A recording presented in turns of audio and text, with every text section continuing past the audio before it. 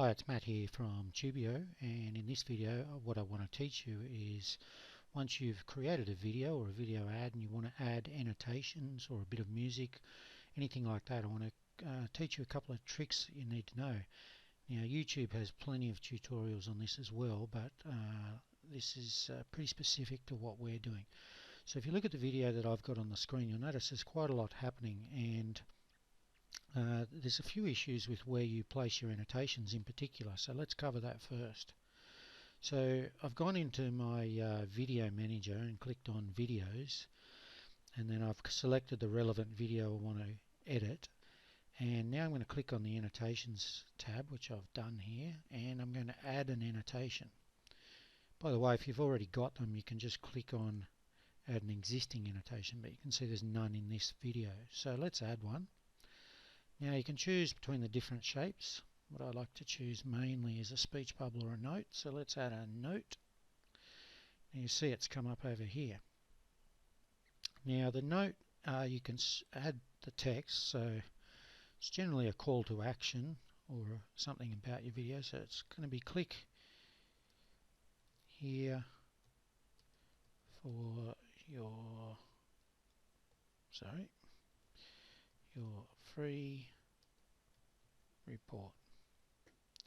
You don't want to get too pushy here, turn people off, but also YouTube won't like it, or AdWords might not like it. So you can change the font size.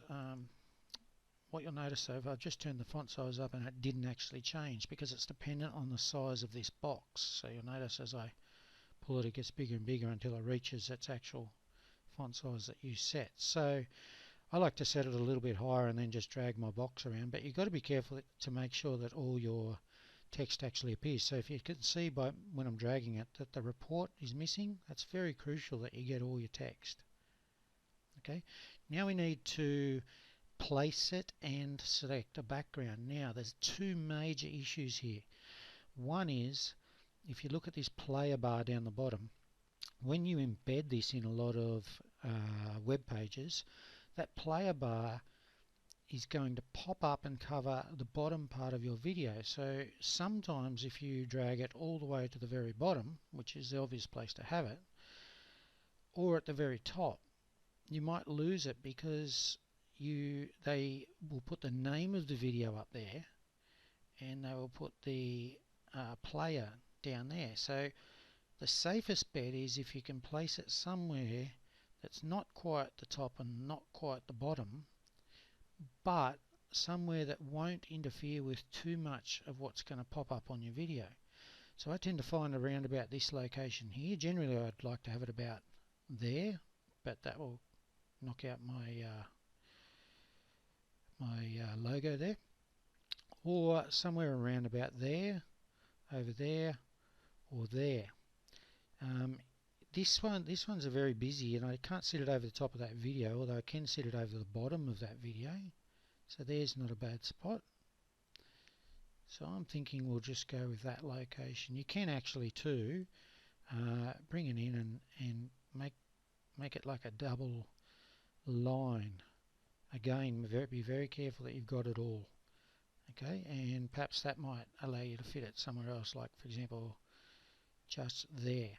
But in this video I actually have that video of me moving around a little bit, so I need to be very, very careful. So I am actually going to reduce the font size to 13, which I don't like going that small. I'm going to go the minimum width I can. I'm going to place it down here, and just so it's noticeable over here, I'm going to pick a nice background that's going to contrast with everything that I have. So I'm thinking there's no green on my screen. That's going to stand out, and you can pick your text color between white and black depending on your background. So white is going to stand out better on the green background. Now here's the tricky bit. You want to link that. Now you can link it to various things. You can link it to another video, to a playlist, to a channel, to your Google profile, to your subscribers, to fundraising. The main one I use is this associated website. I link it back to my website so that when they click on that link it'll take them to TubeEO.com. So hey, you just watch what happens below this box as I type it. If I put in a misspelling or a wrong URL, which I've deliberately done there, so I've got TubeEO.com, but because I've left out the URL, it's automatically picking that up. Now once I correct it, it should be good to go. Yeah, I tricked myself.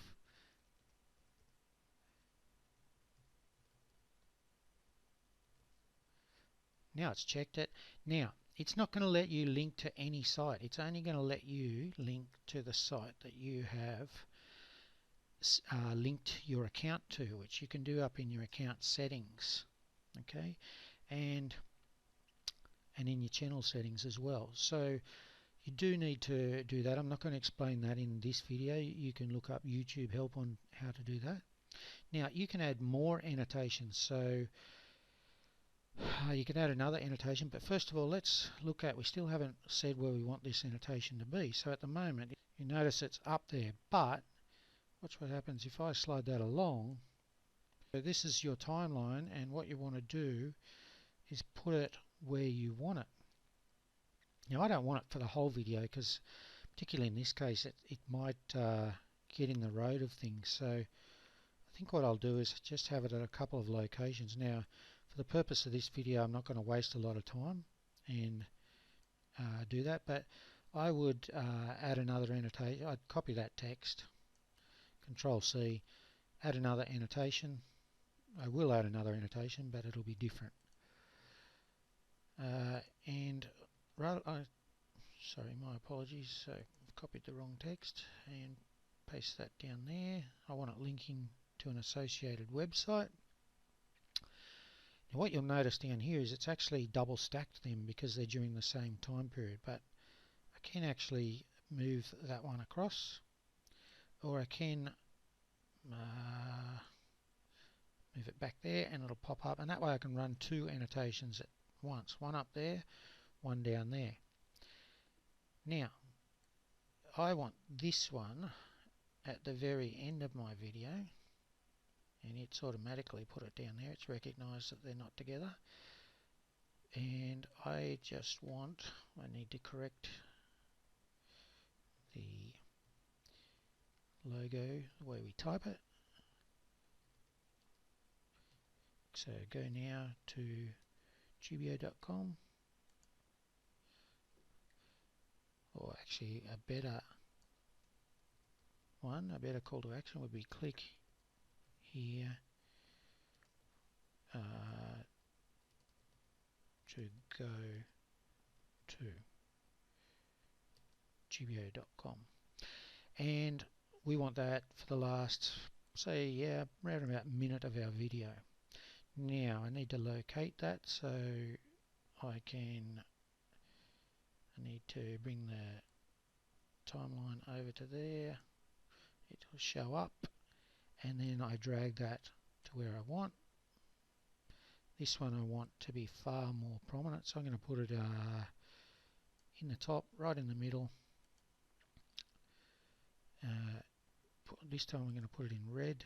I'm definitely going to have some larger font here, 28, and I'm going to make sure all my text appears. So occasionally that's going to happen. I'm not quite sure why, but I'll clip this video and fix it up and re-record just the end section and see what happens.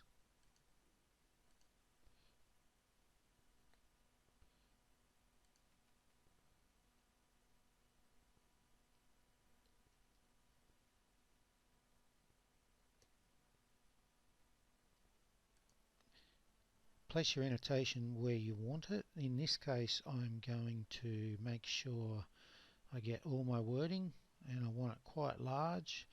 Now a red background is going to be no good up there because I've got red, so I might, if I go with a white and black, Still not going to be any good. I'm going to have to relocate this. I'm thinking it might need to go right there and be as big as I can possibly make it. I'm still not really happy, so we'll go try the green again, and this time with white text. Yep, I think that's going to work. So click here to go to TubeEO.com, and that's how you annotate your videos.